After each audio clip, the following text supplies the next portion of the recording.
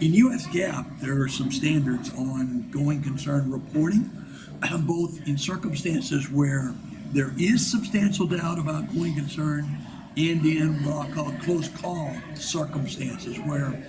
there might be some questions, but maybe there are management plans to mitigate that, and there are disclosure requirements in either event. IFRS is less prescriptive in terms of going concern reporting, and so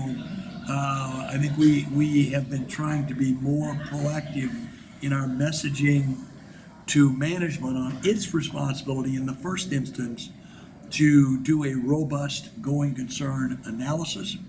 and then also a really important part of that is to have entity level risk assessment processes in place to both facilitate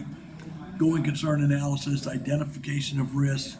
and that also factors into effectiveness of internal controls over financial reporting.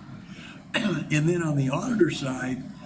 we're trying to remind auditors that there's obviously reporting requirements either under ISIS or under PCAOB audit standards, but particularly in some close call situations, those could also be a CAM,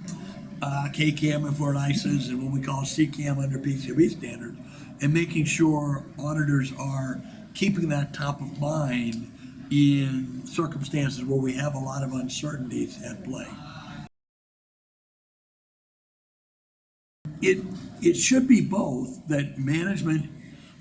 in the first instance has the responsibility for making a going concern evaluation, and if there are questions, for having transparent disclosures about what the issues are and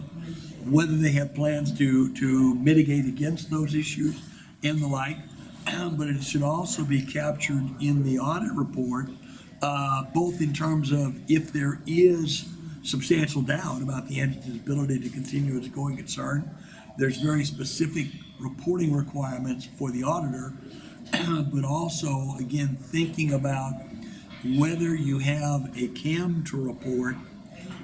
in closer call scenarios. There's a role for the audit committee as well. So there's a